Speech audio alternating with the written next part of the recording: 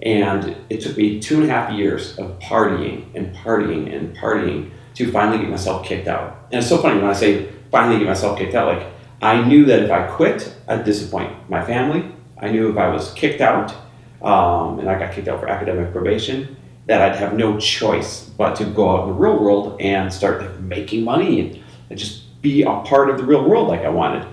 And so I remember when I got kicked out of college, I was so happy and excited inside. My parents were devastated. Like, your life is over. What are you going to do now? And I went and I got a job in the car business. And because I loved cars. Like, growing up, I was car obsessed. Still am. And in the car business, it taught me really two things. One, it taught me sales. And two, it taught me leadership. Because I got a promotion quickly and I was able to lead a small team in the finance department. And I feel like if you can learn those two things really well, sales and leadership, everything else will work out in your favor.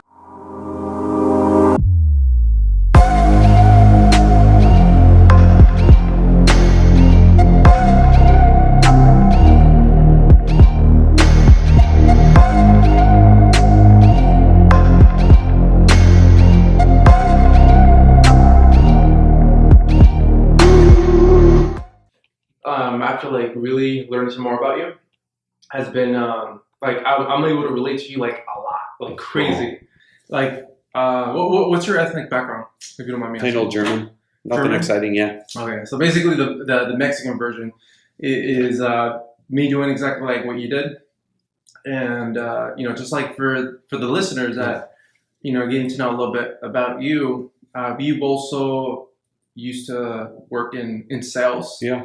You worked your way up corporate. Mm-hmm. You went to school. You did like the whole college route. Yeah. With some additional obstacles. Mm-hmm. So for the people that are getting to know a little bit about you, let us know of how you started, how you were raised, and some of your earlier successes. Yeah. So I've got a crazy story. Let me give you like the highest level overview so you can see the ups and the downs, right? Yeah. So I'm Midwest born and raised, and Midwest is awesome because it gives you good morals and good values and good work ethic and a good sense of family. But if I'm really being frank, and I'm sorry if I offend anybody, the Midwest doesn't allow you to dream big enough. It doesn't push you to dream big enough. It's like a race to have 2 kids and a mortgage, and if you're not interested in that at first, you feel like an outsider a little bit, and that's how Lori and I felt. So Midwest born and raised, loved the beautiful parts of life that I was able to take and keep from that, but always wanted to live on one of the coasts. And I went to college because my family wanted me to go to college. I've got a family full of professionals, and they thought the only route to success is college. So I was making a decision to make somebody else happy, not myself. Yeah.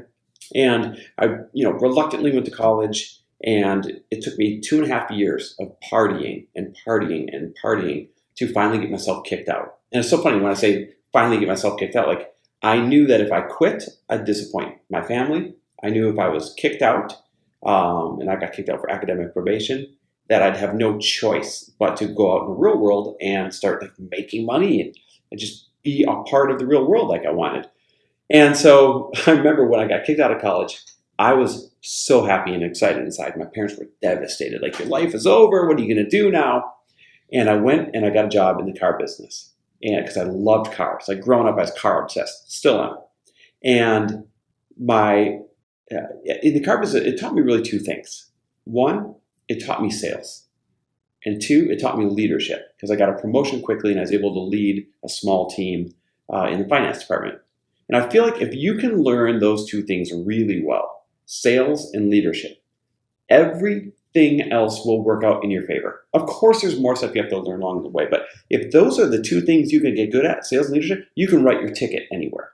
So I became really good at sales, really good at leadership. We were joking before we were filming how Grant Cardone came by as a sales trainer 20 years ago, and that was the first time that I ever came across this guy. And we met, 18 years later and became friends at that point. But it's wild how when you get into that world, there's different mentors that come in and out of that world. So I worked my way up in car sales and then in car finance. And then I took a job with a bank. And at the time, all my friends were doing the mortgage thing because mortgages were hot and was making a ton of money, and I wanted to make more money. So I became a loan officer at a bank, and started selling mortgages and all these other types of loans. And I worked my way up really quickly. I was one of the fastest rising executives at this huge international bank, and ended up with this massive team of people that I was leading by the time that my career was done there. Now, for the first 8.5 years at this bank, or let's say first 7.5 years, it was awesome.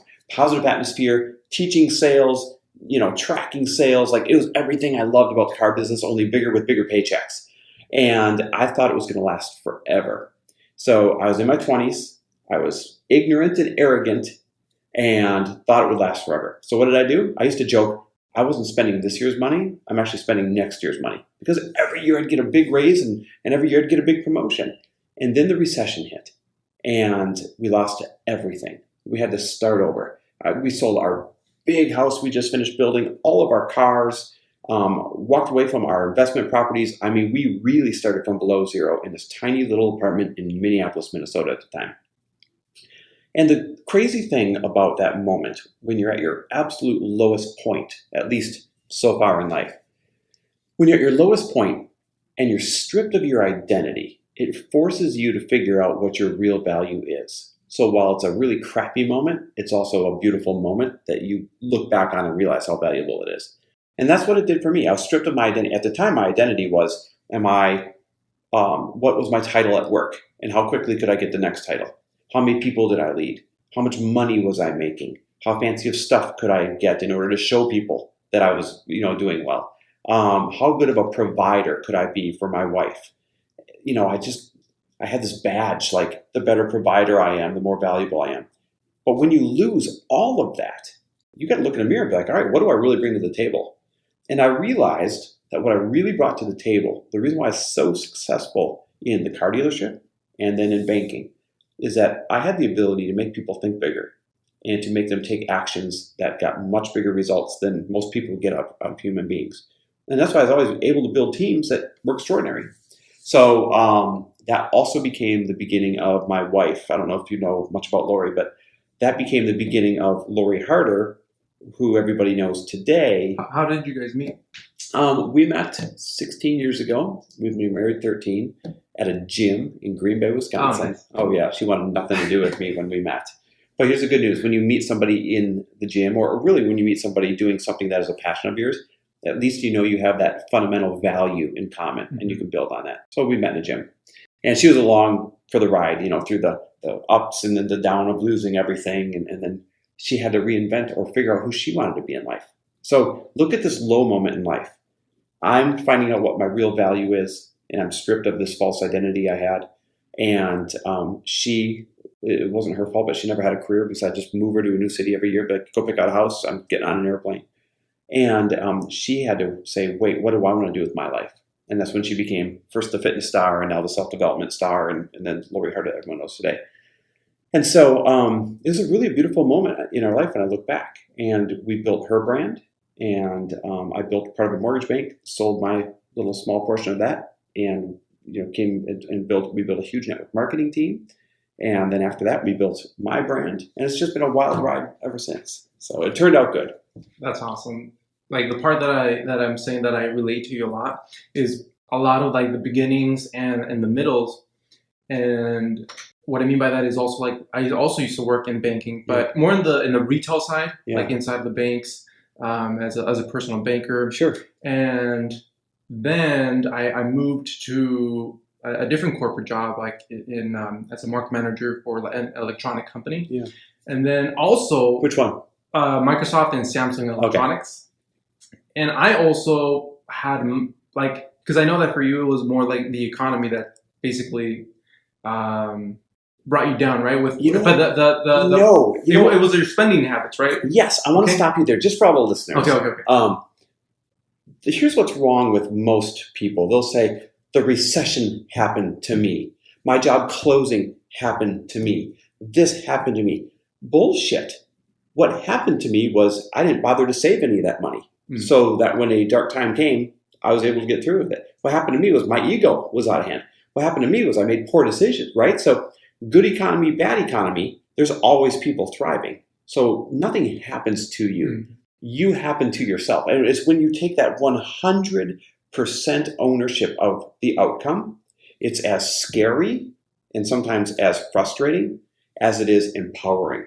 Because you realize, wait a minute, if I can make anything happen to me, good and bad, then hell, I'm going to pick some really awesome stuff. And I'm going to roll up my sleeves and I'm going to go make the biggest things possible happen. So I love that you said that, because too many people never get that wake-up call. They think everything's happening to them in life, when instead they are 100% in control of their outcome. If I had gone back far enough in any situation in my life where I thought, I was down, I can look back and see where I had a hand in the decision-making that put me there. And I love that you said previously, I've heard you say this, that it didn't happen to you, it happened for you. For me. Right? And I completely agree with you, because same thing, you had bad habits. My bad habits were actually drinking. Yeah. I drink way too much, to the point of drinking and driving, got 3 DUIs, and it took me to this whole sentencing process and house arrest and all that. But I've been through that too, by the way. Not DUIs. Oh, did you really? I had a felony battery that eventually got reduced. Most people don't know that. And went through the whole sentencing process. It was the scariest moment of my life. So what happened there? What is it that... I still love to fight. It was dumb. And once again, his ego was it after got drinking? Out of control. Nope, wasn't after drinking. I was actually at a funeral, so I was already in a bad spot that day. And somebody was riding my bumper, and I got out, and it turned into a big fight and turned into a felony battery charge that was later reduced. But that whole process of sentencing and the being in court, be like, wait a minute, I'm a good guy from a good family. How did I get here? This is for other people. That moment was a beautiful wake-up call to get that part of my life in control. There's always these parts of life that you don't realize you have to work on until they cause you some kind of extreme pain. What sentencing did you do? Did they give you anything where you had to stay put, you can't move? So it allowed you to think a little bit? What I ended up getting was 100 hours of community service, or maybe it's 200. This is a long time ago, I'm trying to remember. 30 days stayed in jail, meaning they give you 30 days, but as long as you don't get in trouble I had 2 years probation. During my 2 years probation, then they get rid of the 30 days. You don't have to serve it. But if you do something, they automatically add the 30 days to it, right? And I had community service, 30 days stayed, 2 years probation, and anger management counseling for, it was almost a year. That's what I had to go through. And so having all of a sudden all these restrictions, all of these things that felt like a sentence, I can't believe I'm going through it. Oh, and of course fines. It wasn't who I wanted to be in life. It's not how I wanted to show up in life. And I didn't even realize I had gone that far down that path until it happens to you. So once again, these really low points can become the best damn growing points ever for you. So for you, you did 3 days you did 3 days in jail? Oh, no, there's 30 days stayed, meaning I didn't have to go unless I did something else. They would add 30 days to it. Got it. Okay. So they did come down and they did do the whole arrest thing and all that stuff, but I didn't have to spend any time. Okay, yeah. Because I was also given 10 days, and then they kind of just gave me this whole turnaround trip. And all right, here's sign and leave, which I was happy. But I did have to do house arrest for 4 months. Wow. And it was actually the greatest thing that happened to me, because it allowed me to not do anything. Yeah. And just sit there and think. And that was the one thing I didn't do. It was think. Yeah. And that's when I first started reading, and boom, from there it just completely just mind shifted. It shifted my mindset of how I was doing things and my habits and behaviors, and same thing as you. I'm a good person. I was raised well. My parents were together, and all that. I didn't come from gang related, luckily families and things like that. So for you and Lori, because I know that you guys had a time when you guys were thriving financially, and then you guys hit a low bottom, money wise, right? And that also super flat broke, below zero broke. Yeah, I remember you saying that you had a 0 year. Yeah. Right. And I know that there was a self-development moment, right? So who was it that guided you guys to Lori? Hey, maybe you guys should. It was Lori. Matter of fact, actually, ironically, so when I took this partnership in this mortgage bank, there was this guy you would never think this guy would do any self-development, but somehow he got roped into this thing called Landmark Forum. Okay. And it's this long weekend of self-development. I've done it. Oh, you've done it. Okay, Yeah, so you know. I know about it. And he invited Lori and I to it. And I'm like, I'm not going to that stuff. That's for like weird, crazy people that need to go work out their shit. And Lori wanted to go. She's like, we're going to this thing. We need this thing. Like, we need to grow. We need to change. We need to get better. And so I'm like, all right, fine, I'll go. Like, that's the one thing in our relationship. I've always been willing to try anything on for size if she wants to, and vice versa, right? It's my number one advice for a long-term relationship. Be open to trying anything on for size. And so I went, and sure enough, I got there. I'm like, these people are messed up. Like, I walked in with so much judgment. I'm like, oh, I'm glad I don't have your life. And I'm glad I don't have your life. And I'm glad how do you even leave the house? And by the end of the weekend, there was such a shift in me from judgment to compassion. And of course, I started doing the work and participating more, that I realized the power of actually participating in self-development and in surrounding yourself with people that are growth-minded and in doing the do, so to speak. And that was the first ever exposure that we had to self-development. And it's been just an addictive path ever since. How far did you guys go? Because me and my wife, we also did the landmark forum. Yeah. And then we did the advance. Yeah. And then we did the communication. There's like 3 stages, yeah, right? Yeah. We did the communication, and So then we stopped there. we just did the first long weekend. Yeah. But then we got into everything because we were curious, like, what else is out there? Yeah. So instead of sticking with one, then we started going to retreats in Costa Rica, and we started going to all the Tony Robbins events. We started going, like, we would seek out other styles to go experience. Okay. Yeah. Oh, that's cool. And then, like, just like for the listeners, like the landmark forum, I personally recommend it. Yeah. Just because it brings you, like, I think it's like your ego and like all the things that have been like added on through our families, from culture background, schools, religion, and all that. It just adds on, and it basically puts like this mold of how you're supposed to be and act, and then it kind of strips it away. So I love it because it allows you to find yourself in a different way. It does. It taught me life-changing things that I now consider basic. Yeah. But were literally life-changing in that it taught me that nothing has any meaning other than the meaning you apply to it. Yes. Boy, is that valuable to know. Right. It taught they me... They just lay it on hard on. Like, right. It taught me this concept of we build stories based on events that happen in our life, and that creates the lens that we see everything through, and all we have to do is change the meaning to those stories or choose to believe them or not. Like, it taught me all these basic fundamentals that once somebody goes from not knowing them to knowing them, you walk out of there. Do you remember walking out and being like, I feel like I have superpowers that other people don't have? I felt really light. Yes. Like, I was like... Yes. And so now, today, there's so many more versions of that. Yeah. And they're all good. Like, there's Landmark Forum, which I still highly encourage people to go to. There is MIT. Yeah. There is ALA down in San Diego. You're in San Diego, right? Yeah. So there's ALA down in San Diego. Like, there's so many options today that there weren't, God, this was 9 years ago, 10 years ago. The biggest key takeaway for me was the reasons. Like, someone, I remember the person that was guiding the group, they were saying, like, did you invite 5 number of people? They basically give you like very like unreasonable things to do, and you got to do them. Like, for example, like, you got to call somebody at 2-3 in the morning to invite them to your event, right? Yeah. But the mind shift was, I had a lot of reasons why I wasn't doing what I was doing. Like, it didn't matter. Like, the person that was leading the group knew that they weren't going to answer. They knew that, of course they're going to be sleeping. Of course they're going to be. But they're getting you out of your patterns. But yeah, exactly. And they're making you learn that, listen, there's a way of doing things that I wouldn't dare attempt before, that now I attempted it. So what else could I attempt? Like, it's a complete pattern interrupt of what you believe is possible. And I love that.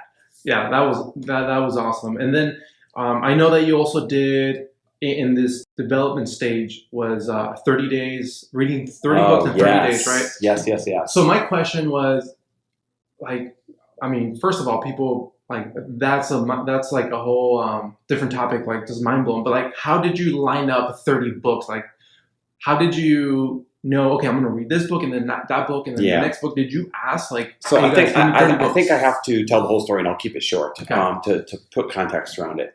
So, you ever heard the phrase, good is the enemy of great? Yeah. This was 3.5 years ago. I read 30 books in 30 days. So not that long ago. Everything was good. Our income was good. Our finances were good. Our relationship was good. My body was good. Everything was just good. Not great, not extraordinary, and certainly not bad at all. And the statement, good is the enemy of great, it really is true, because when things are good, there's no pain point to take additional action. And the funny thing is this, Lori had huge ambitions and hopes and dreams at this time. And she was on a freaking rocket ship, right? And she was doing everything that you're supposed to do. The self-development, the reading, up-leveling your tribe, you name it. She was doing it. And I was just hanging out right here. Everything's good. I don't have to do that stuff because, well, things are good. And it didn't take a rocket scientist to figure out that pretty soon she was going to be up here and I was still going to be down here at quote good. And we're going to have too big of a gap between us to literally have a good relationship. And I remember this started to show up. She never did anything to indicate it to me, but I figured it out on my own. We're at dinner once. She's talking about, I met this person, I want to go to this retreat, and I want to do it. And I remember sitting across from her, resenting her, right? This is a sign of something's wrong. Resenting her, being like, why does everything have to be so exciting? And why does everything always have to be so like, I'm doing this next? And it hit me like, what's wrong with that? Why do you resent this so much? So I knew something had to change. So I'm like, okay, how do I change? How do I catch up? Because the first thing is knowing. Once you know, now you got to do something about it. And I was scrolling Instagram, because that's what you do when your things are just good. And I come across this dude who, you'll laugh in a minute, reads a book a day every single day of his life. But the reason I stopped and watched his little video was because I loved cars. And he's panning. He's like, here I am in my garage, and here's my Ferrari, and here's my Lamborghini. But what I love the most, and he pans to this other wall, is all these books. And he goes on to explain that he reads a book a day and what it does for him. And I remember thinking, all right, this dude's clearly successful. If he can read a book a day, every single day, and still have time to run these businesses and be successful, then maybe that's the secret. Maybe that's what I'm missing. I bet you I could do this for, let's say, a month. Like, it's just a random number I picked out. And I didn't tell anyone about it at first, but I started thinking about it. And a few days went by, and it got bigger in me and bigger in me and bigger in me. And I couldn't deny that I wanted to do it. So I went to Lori. And I told her, I'm like, babe, you're going to think I'm crazy. Because, by the way, to set the context, I read zero books cover to cover at this point in my adult life. All right. And I said, you're going to think I'm crazy, but I'm going to read a book a day for the next 30 days, 30 books in 30 days. And instead of her thinking I'm crazy, I remember I saw the relief on her face. Like, thank God he's finally going to do something to get on the same path that I'm on. And so I cleared my schedule. It was the end of February at this time. I said, all right, it's going to be in March. So I cleared my schedule for March and announced to the whole world, guys, I'm going to read 30 books in 30 days, hold me accountable. And I knew this. I knew that I had to attach it to some kind of charity or something in order to hold me accountable. No different than when people are like, I'm going to do an ultra marathon and they raise money. I knew I had to do the same thing to hold me accountable, because halfway in, I knew myself well enough to know that I'd be like, I did it for a week or two. That's better than I was doing in the past. I'm done. But I knew if I was taking people's money, I'd have to finish. So I told everyone, I said, during this 30 days, I want you guys to donate as much money as you want. Tell your friends, spread the word. And whatever money you guys donate in 30 days, we will match at the end of my 30 books in 30 days. Oh, that's awesome. So we ended up raising $15,000 for the Make-A-Wish Foundation just to hold me accountable. How cool of a side effect is that?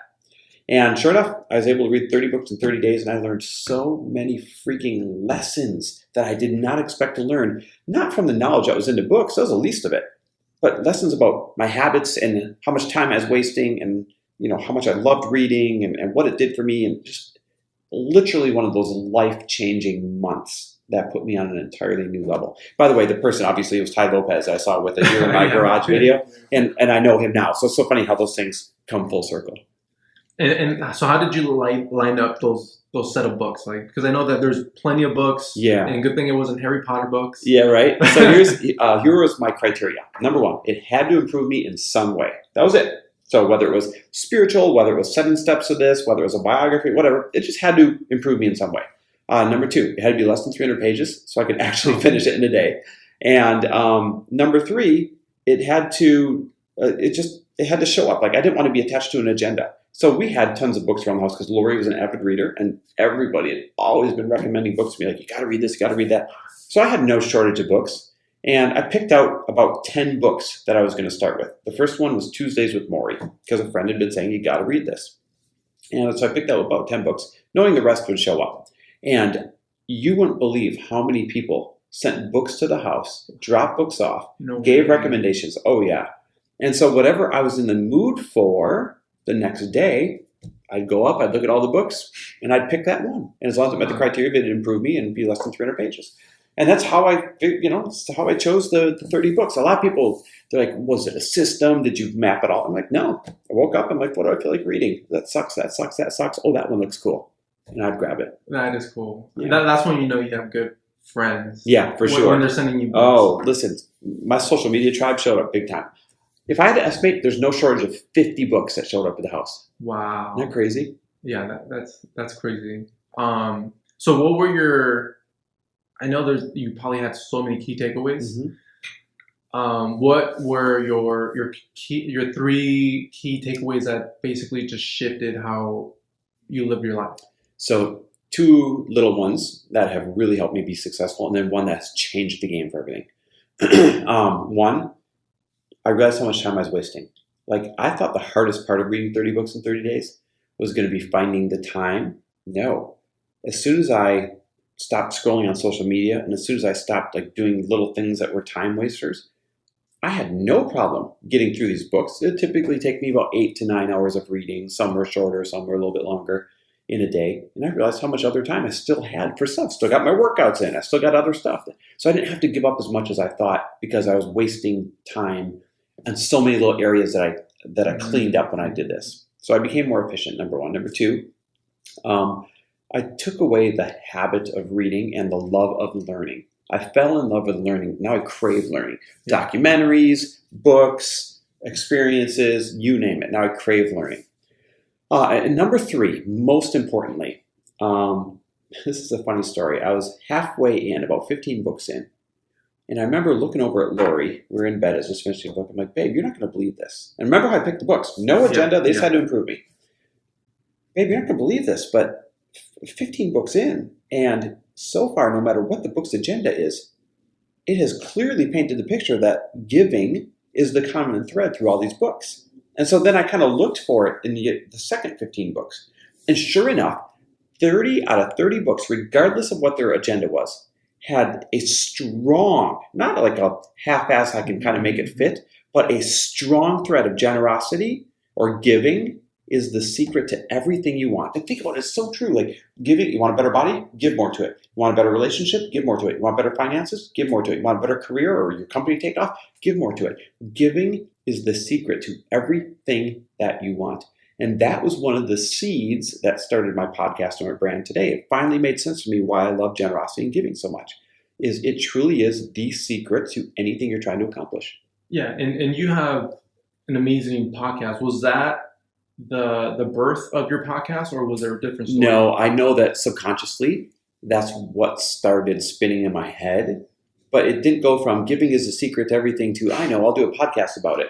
The podcast came from I was in a mastermind. We weren't even working on brainstorming, so I don't know what. As a matter of fact, honestly, I think I just zoned out, and while somebody was talking, and all of a sudden it hit me like I don't even know how else to describe it. It's so nerdy how I describe it, like a download, like a bolt of lightning through the head. Remember, I wasn't even looking for an idea at this time. It literally downloaded in a matter of seconds. It said, you're going to do a podcast. It's going to be on generosity. It's going to be aimed at entrepreneurs, making them think bigger, because when good people make good money, they do great things. It's going to be called For the Love of Money. Like it all downloaded like a freaking file on a computer. I'm not kidding. So much so that I started scribbling it out. And Lori was sitting next to me and I shoved it over for her to read. And because I wasn't looking for anything, she's like, what the hell are you talking about? You know what I mean? Like she didn't even know what I was talking about. And I couldn't wait for break to explain it to her. And I went, here's how serious of a download it was. I knew it was going to be called For the Love of Money. And so I went to Google to see if the domain name was still available. And of course it wasn't. Somebody was sitting on it and they wanted $25,000 for it. And I wanted it so bad. I'm like, okay, I'll pay for this thing, but I'm going to negotiate. I got it down to 18 grand and paid 18 grand for the domain name For the Love of Money. I spent a week having my most creative friends come up with any other title they could. and not one came close. So I'm like, screw it. I bit the bullet, paid the 18 grand, and that became the start of the podcast right there. Wow, that's crazy. And yeah, like first of all, like the prices that you see domains for when you really want them, like they're just ridiculous. It sounds like real estate now. Yeah. By the way, though, roll up your sleeves and pay for them. Here's why. Okay. It holds you accountable to actually following through. If you were to buy, for the love of success, world, sometimes.com, right? Like some kind of weird workaround, the one that you really wanted, and you're paid $29 for it, it doesn't hold you accountable to following through. When you pay 18 grand for the actual sexy name that you truly wanted, it holds you accountable and excites you to follow through with it. Because I remember I didn't take action right away. I bought it and several months went by. And we were really busy with other projects. And so it was very easy to self-justify. Well, I got to put this project first. I got to finish this project first. And it just kind of sat back there. And Lori's favorite joke would be like, hey, remember that time you spent 18 grand on a domain name? Like, you ever going to do anything with it? So the fact that I had so much invested in it is what made me follow through with doing it. Okay. And then just like for the listeners that are, getting to a little sense of the podcast, like, first of all, I recommend for you guys to listen to the podcast. Like, what is it that they would get out of it? So it's aimed at entrepreneurs, salespeople, anybody in business, let's say. And the entire premise of the show is this. When good people make good money, they do great things. Like, I firmly believe that if everybody stepped up, thought bigger, held themselves accountable to performing bigger, and if everybody played to their utmost ability, then there'd be so much damn abundance out there that we would not have a shortage to solve any problem in the world. Every problem in the world would be solved if everybody played full out. Except, what's the fact? The fact is most people aren't. Most people are playing small. Most people are listening to their friends, family, and neighbors that are also playing small. And so, there's a sad state of average in North America right now today. And it's this self-perpetuating state of average because everyone's holding each other down. And they don't even mean to, by the way. Like, look what happens. Let's say you try a new business and you take a couple swings at it and you get punched in the teeth once, you get punched in the teeth twice, you get punched in the mouth a third time. What do your friends do? Instead of saying, get back in the ring, most friends say, it's okay. Maybe it's not meant to be. Maybe it's not your timing right now. Like, they think they're being a good friend, but they're not. They're actually participating in holding you back. They think they're being consoling, but they're really just screwing you over. And they don't even know it because they don't know any better. So my podcast is there to be your friend. It's there to be the friend who's like, think bigger. I'm not going to tolerate small thinking. I'm going to interview people that, stepped through their fears and stepped through their crap in order to become the 7 and 8 and 9 figure people that they are today. And I'm going to show you and inspire you what's possible. And I'm also going to tie in that common thread that all of these people I interview, they're doing great things for humanity with their money now. So this is why I love your podcast so much, is because I'm going to speak for myself, but I believe that, like, in the Mexican culture, money is not talked about on the table or as a common topic. Yeah. And if it is talked about, it's talked about more love. Oh, where can we save money? Yeah. It's too expensive. It's bad, or things like that, right? Mm-hmm. So when I did my own development, I had to also see money is actually just a resource to help people. Yeah. Like, how can you help other people if you can't even help yourself? It's true. Right? It's true. Like, listen, everybody, I believe most people intuitively are good people that want to help somebody. I truly believe that. And everybody can help somebody. But damn it, it's not your responsibility to just help somebody. It's your responsibility to help a lot of somebody's. And so if you're living a paycheck to paycheck, you can't help your family member that all of a sudden crashes their car or needs a major repair. You can't help your friends that, need tuition or need to make a mortgage payment because something happened. You can't help somebody who has medical. You can hardly help your own damn self, right? So you're not playing the hero. You're not doing anybody a favor by having a good heart but being broke. And then the other beauty about, like, you and your podcast and, like, your message is about, like, the abundance part, right? Like, it more comes to you when you give, right? Yes. And being able to break out of that scarcity mindset it's so funny because same thing. I've read lots and lots of books. I actually listen to a lot of them. Yeah, me too. I'm always listening to one and reading one at the same time. Yeah, exactly. And they all say the same thing, and it's like they even like the most skeptical authors like Dan Kennedy. He even says, "I don't know, but it does work." Yep. Like he says, give money. I don't know, like just give 10% of your money or whatever percentage you feel comfortable with, Right. and more will come back. Yeah. I don't know the science. I don't know what happens in the universe, but something happens. Something happens that you get back. And you don't have to know. Do you know that gravity works? Right? Is it holding you down right now? Yes. Yeah. Do you care to find out why? Not really. I just know I can count on it. Same damn thing with giving. So what's your interpretation? Like, why do you think that is a like unsolved or unknown? If we were really to pull back the layers, it's like this. Who do you want to hang around? The miser that's always cutting back and doesn't want to share anything? Or someone who is like, don't worry, bro, I got you. Oh, you got a startup? I'll tell you what, let me help you with that. Oh, you know what? Let's go to this charity gala together. Like, which one would you rather hang around? You'd rather hang around the other person who is trying to do some good for people.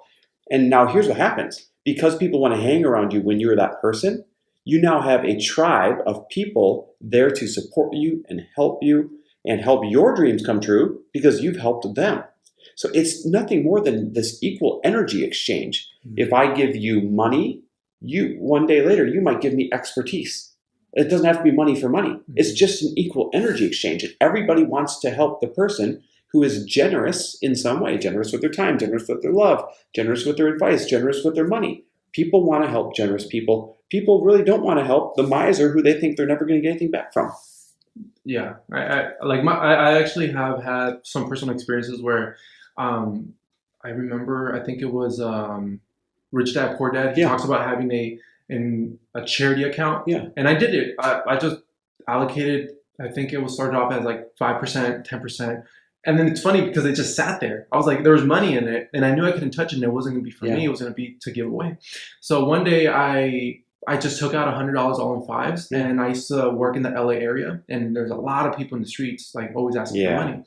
And the funny thing is that I was actually looking for opportunities to give. Yeah. And it felt nice wanting to look for somebody that was in need of help, and I would give them. And I know that maybe $5 wasn't much like for me, right? But for them, it just completely just shifted how their facial expression.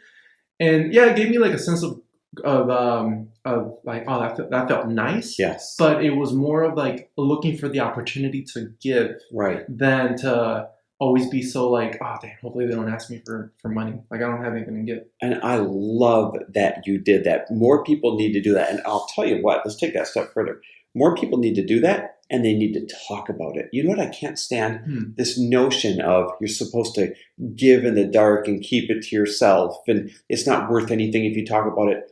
Absolutely bullshit. Here's why. You cannot start the chain reaction that inspires other people to give if you're giving in the dark all the time, right? So at least be 50-50. At least be like, I'm giving sometimes where I don't tell anybody about it. I'm giving sometimes where I let everybody see it, so I can give them the idea to do the same dang thing. And it's a good way. I love that because it also, you talk a lot about like the tribe. Yeah. And if you talk about like, hey, I gave money away today, and they start talking like negatively or they try to pick on you, that's I forgot who said it, but you're smoking them out. Oh yeah, right? For sure. You're smoking them out. Like you're like, oh, that's a red flag. What a great filter to filter out the people you don't want to hang around. Yeah, I love that. So that's awesome. And then I have a second story of the same exact concept. Like, me and my wife Sandra, we just moved to San Diego, and there's times where I go into like this scarcity mindset. All of a sudden, I get scared of, oh my god, because we just recently got married.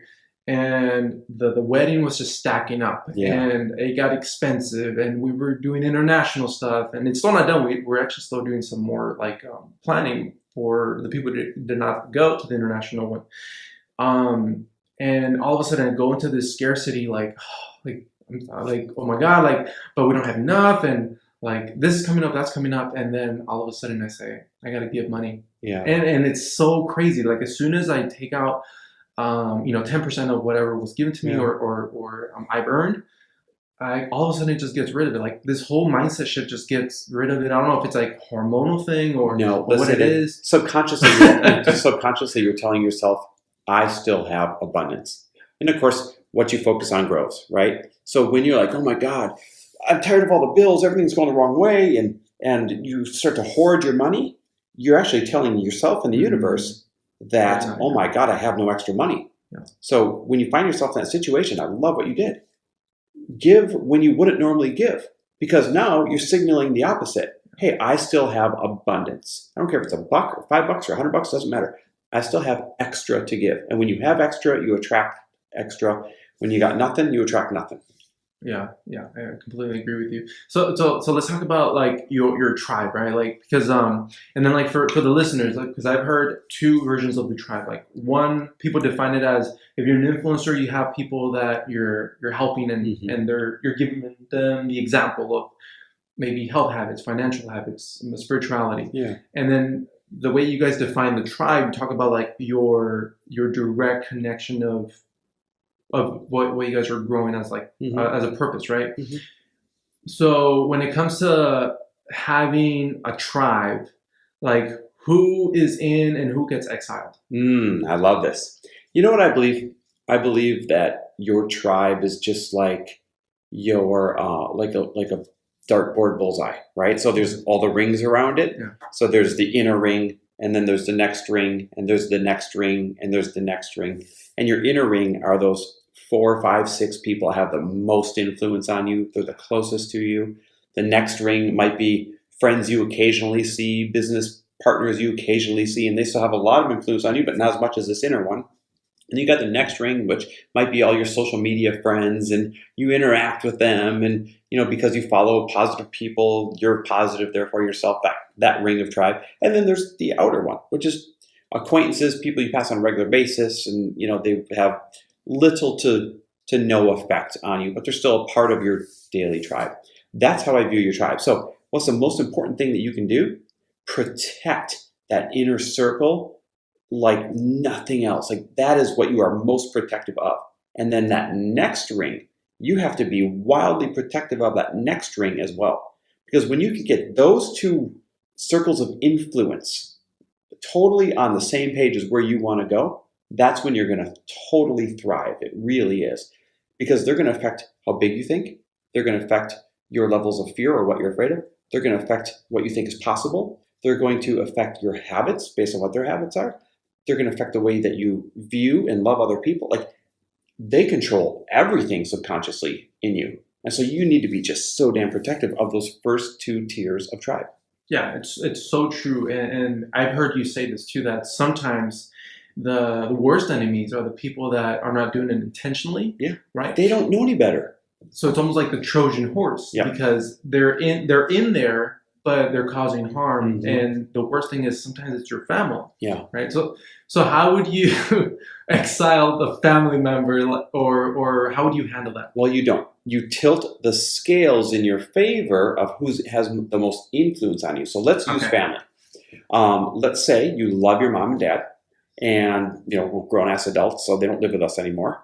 Do you just never talk to your parents again if they don't give you sound financial advice or they don't encourage you to think bigger? No, of course not. You love them. They're your parents. But when you're not talking to your parents, what do you do with that spare time? You make sure that everybody else that's infiltrating that spare time outside of when you're with them are making you think bigger, filling you full of good ideas, whether it's podcasts, YouTube videos, books on audio, seminars you're going to, friends you've carefully curated. You make sure that you're tilting the scales in your favor so that the people that have the most influence on you will outweigh the people you love and still want to spend time around that don't pull you up in any way. Oh, that's awesome. Yeah, it's funny because I tell Sandra, I'm like, you know what? You have the biggest influence on me, so try not to bring in all that junk food because as soon as I see you eating it, then I collapse. And it's a war between who's the biggest influencer and who's being influenced. It's so true. It's so true. By the way, in my example, I got kick-ass parents that applaud us to think bigger, but that was just an example I was given. Man, that's just phenomenal. Like, so Another, actually, like this was something that I've had in my mind, right? And I knew that you were going to be the perfect person to ask, because you're about, thinking. You have like you're the mindset, money mindset to go to person. So what's the fine line between being, I would say, having a scarcity mindset and being resourceful? I love this. Well, first of all, they're two totally different things. Resourceful means you have the belief that you can find a way to get or accomplish anything you need to get or accomplish. That's resourceful. Scarcity mindset is typically the person who is always protecting their money or always cutting back. You want to know what the worst thing people do, and understand, their parents or teachers or whoever teach them, save, save, save, save, save, cut back things that don't serve you. Like, first they cut back on the car they're driving, then they cut back on their cable bill. They're like, well, we don't need TV anyways. And then they cut back on their cell phone data plan. And before you know it, what do you run out of? You run out of things to cut back. I'd rather spend that same amount of pain and energy on ways to get bigger. So the way Lori and I operate is, how do we get bigger than the challenge? It's instead of spending the time cutting something back, we say, okay, how do we make an extra $250? Okay, how do we make an extra $500? Okay, how do we now make an extra $1,000? How do we make an extra 10? And so on and so on. And the mentality of cutting back versus the mentality of how do you get bigger than the challenge? One of them, you're going to hit a wall and you can't cut back anymore. The other one is freaking infinite.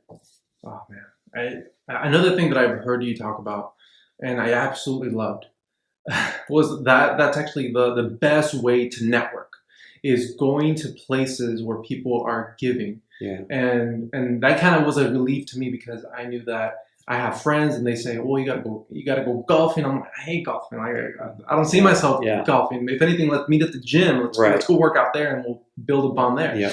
But something that you said was like, if you want to network and you want to find the people that are really going to shift how you do things, how you think, is go to places where people are giving. Can you give a little example of that? Listen, the best place to up-level your tribe is charity galas. Think about who's there. People that have a giving heart, that have the money to get there, so therefore they've already been successful, which means they have good advice to offer you.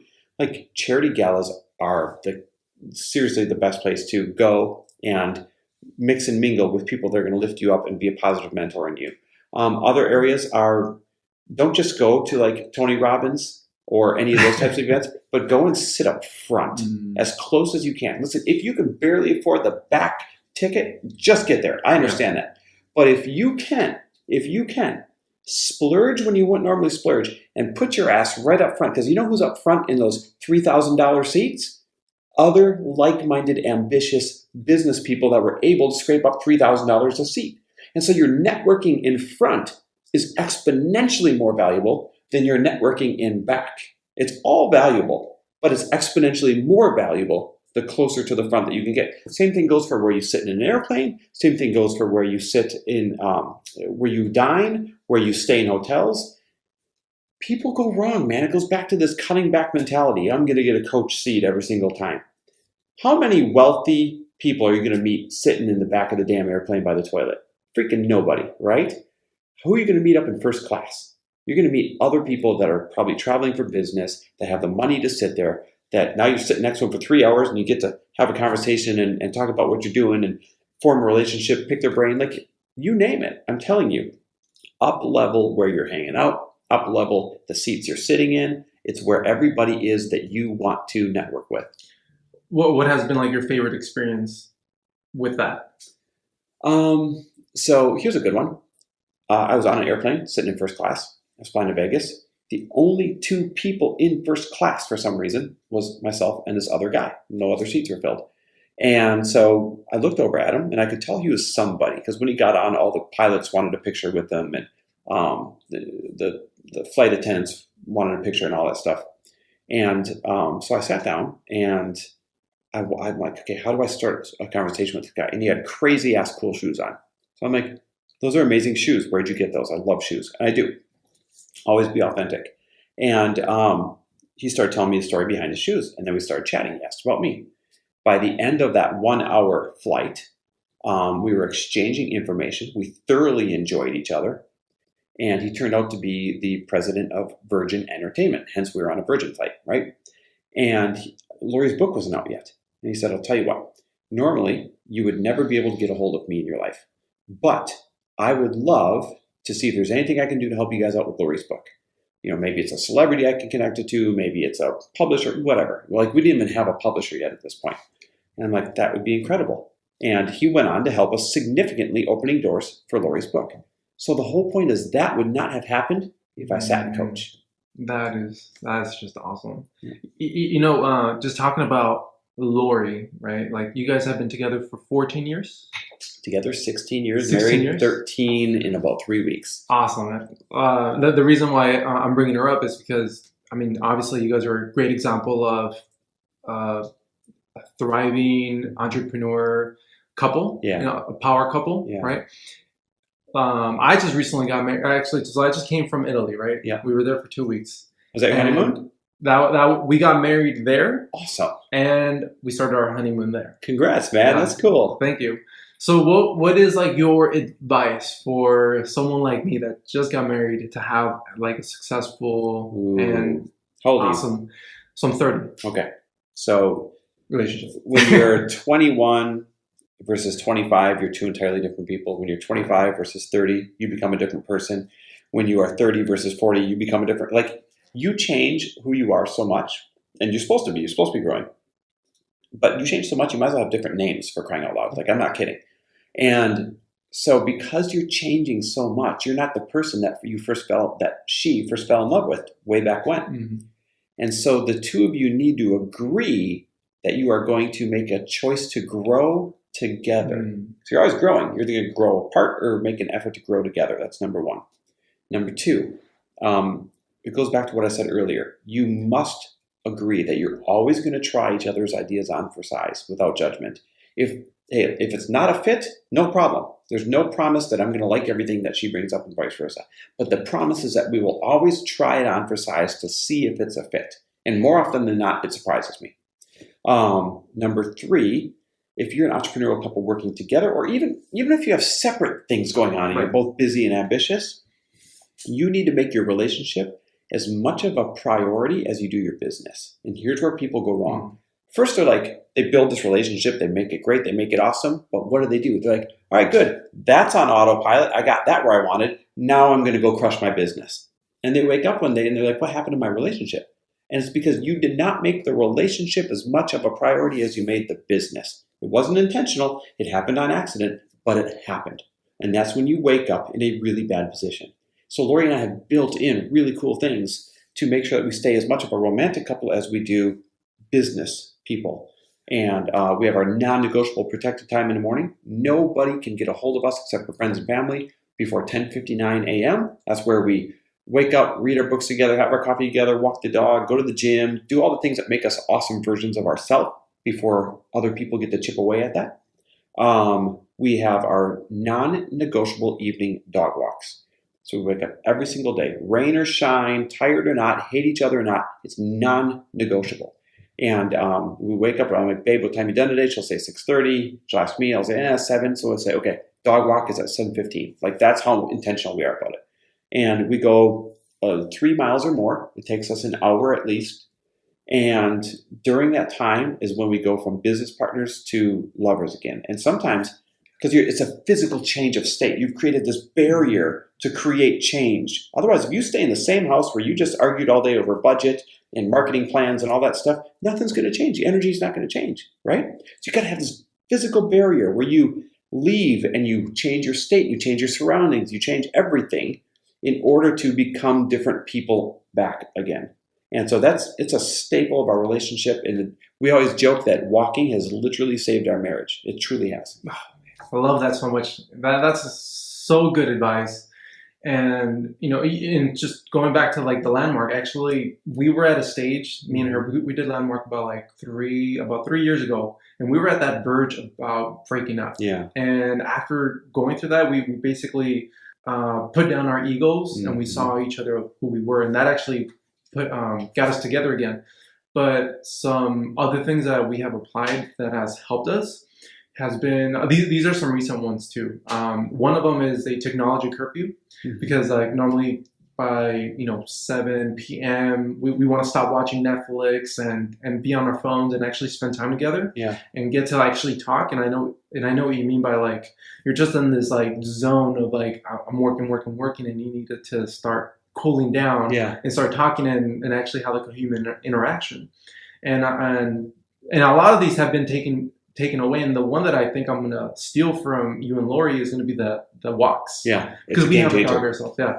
And you get an extra 10,000 miles or more of cardio every year. Think about it. Exactly. So you get leaned out. So I just absolutely like love that. I've got friends. I'll give you one more hack that's really cool. Entrepreneur friends, super amazing power couple, Rob and Kim, and they have this thing where anytime they get into an argument, they stop and they say, "All right, scale of 1 to 10. How important is this to you? How important is your side of the argument to you?" And Kim will be like, "An 8," and she'll be like, "What about you?" He'll be like, "A 7." So then, by default, because it means more to her, that's the end of it. She wins. Instead of it being the zero-sum game of, I want to be seen, I want to be heard, I'm going to argue you, I'm going to do all that. They stop themselves. They're like, all right, put a value on it right now, 1 to 10. 7. What's yours? An 8. Okay, you win. It makes it this tangible scale to cut the bullshit and use a real ranking to see which one is more important to. I love that. Another one that I liked, and I remember, since we talked about Grant Cardone and Elena, right? One that I heard from Elena that I really liked was if they're arguing, Grant Cardone and Elena, what they do is they put a pause and they wait until the next morning until they get enough sleep, and after they ate, and then they can continue the conversation. Oh, that's cool. And we've tried that, and it works. Yeah, because if you're tired and if you're hangry, man, that thing ain't going nowhere. Yeah. And so I just absolutely love that. And then just like one last relationship hack, right? So this one I got from the compound effect. And it was actually, I created a journal, because I think you're absolutely right when it comes to like, if you're not adding, like if you're not giving in the relationship, then it starts to die. Right. And I think that's what was actually happening at a certain time with me and Sandra. I was not giving, and I started to see like, oh, well, I'm putting in too much and she's not putting enough. And I remember this from the compound effect was that one of the people in the book created a journal, and every day they wrote down one thing that they loved about their wife. That's cool. And I started that from the beginning of the month, and it was a month of Valentine's Day. From the beginning of the month all the way to Valentine's Day, I wrote down all the things that I loved about her every morning, and then I gave it to her as a gift, and she like just absolutely cried. That's because it was really cool. And she got to see like little things. It wasn't anything like, oh, I love the way she dresses. It was more like, oh, I love the way she smiled, gave me a kiss today. And she just loved it. She was like, best thing, like Tiffany, like this beats Tiffany's and all that. That's brilliant. I had dinner 2 nights ago at Nobu with the founder of Rob Report. You know what that is? The Rob Report, a huge magazine and media company for luxury goods. And he's been married over 30 years. I think he said 33 years. Every morning for 33 years, he's gotten up, made the coffee, and wrote a 1 or 2 sentence sticky note of what he appreciates about her, or what he loves about her, or what he's proud of her for. And they have 33 years of sticky notes of her waking up to him. He said, trust me, start doing it as a game. So this is 2 nights ago, but so far 2 mornings in a row, I've adopted that. Oh, that is so cool. And then, just to like start wrapping up the interview, two last questions for you. One is, what does your, like, I'm obsessed with habits, right? Like, especially morning habits. Like, what does your morning routine look like? Because I know that you read a lot and you surround yourself with the best people. So I want to know what you extract. Exactly what it looks like. So we wake up, usually not to an alarm. Sometimes we have to. Somewhere between 7 and 7:30. And we try and get at least 8 hours to 9 hours sleep. We are strict about our sleep. So wake up 7 to 7:30, and I wake Lori up to a mantra. And I wake her up saying, I'm happier, healthier, wealthier, more fit than I was yesterday. And then I make her say it back to me. So picture her being groggy And she's like, I'm happier. I'm like, no, say it like you mean it. And I make her say it until she says it like she means it, and she hates it, but loves it at the same time. So then I roll back over, and for 60 seconds, I just close my eyes and I say a quick prayer of everything I'm grateful for. And it's so juvenile. It's so silly if you could hear it in my head, but it's like, I'm grateful the dog's laying across my legs. I'm grateful to be healthy today. I'm grateful for this beautiful home I woke up in. I'm grateful for my talents today. I'm grateful for my wife next to me. And it's different every single day for 60 seconds. And then we go downstairs, make the coffee, feed the dog, grab our books, start reading together. Then we can open up social media at that point. And then we do meditation. And we still try and do 15, 20, 30 minutes. We realized if we didn't have time, we weren't fitting it in. So now we're like 5 minutes is fine. I'd rather do 5 minutes every day than 20 minutes once a week. So fit in meditation, go off to the gym, sometimes walk the dog in the morning, and just become the best versions of ourselves. So that by 10:59, when we start talking to the outside world, we are cups that are flowing over. So we have something to give. I love that. I love that.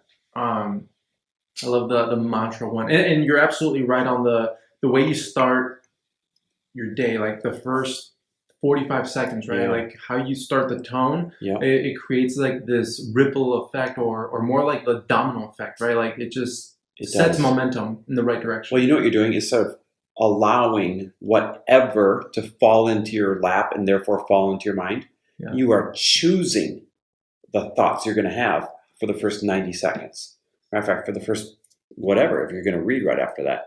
And when you choose the thoughts you're going to have and the thing going to enter your head for the first half hour of your day versus waking up and being like, oh, I remember this list of things I have to do today. And you open your Facebook or Instagram or whatever, or your emails, you're like, oh, look at these people that want something, or look at this bad thing. You're just allowing shit to fall into your lap and therefore fall into your mind. I'd rather choose what my mindset's going to be. Is literally the greatest ninja hack on the planet. Yeah, it's the same thing, the same concept that I tell people in the health arena. Yeah. It's like as soon as you start your day with healthier habits, Yeah. the likelihood of you making better choices during the day are a lot higher now. Mm-hmm.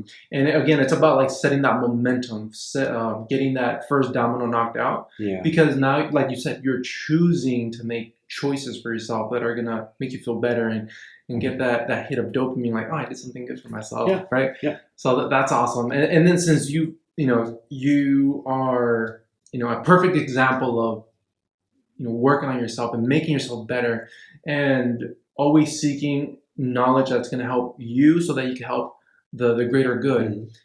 Mm-hmm. This was something interesting. So Napoleon, when he used to go to war, he would have his I forgot who he was, but it was like maybe his assistant, right?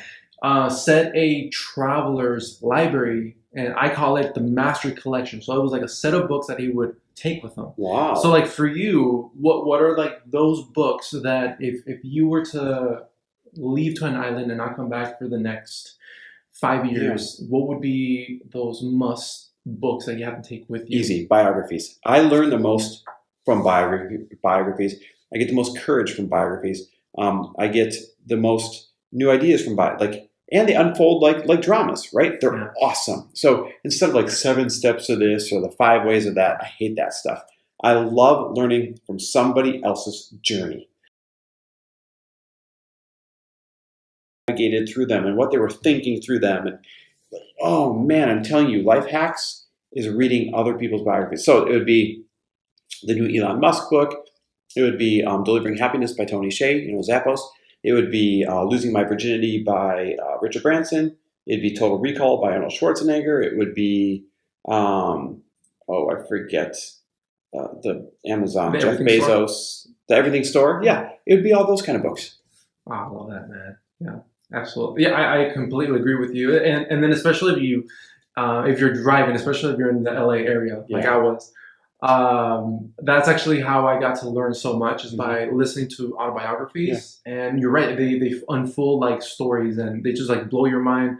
And I guess it puts also like this perspective like, dang, like I'm not really doing much. Like these guys are, like they're changing the world. Yes. You realize how small you're playing. Yeah, exactly. So that's awesome. So where can we get more of you? All right. So Instagram is only platform that I log into these days, All right. and I love interacting on it. So I respond. I've made a commitment to respond to every comment, every DM, and I literally set aside time during the day to do it like I schedule everything else. So Chris W. Harder on Instagram, and my podcast, fortheloveofmoney.com. Awesome, man. Well, thank you so much for making time for us and the listeners. And again, for all the listeners, please let us know what was your favorite topic.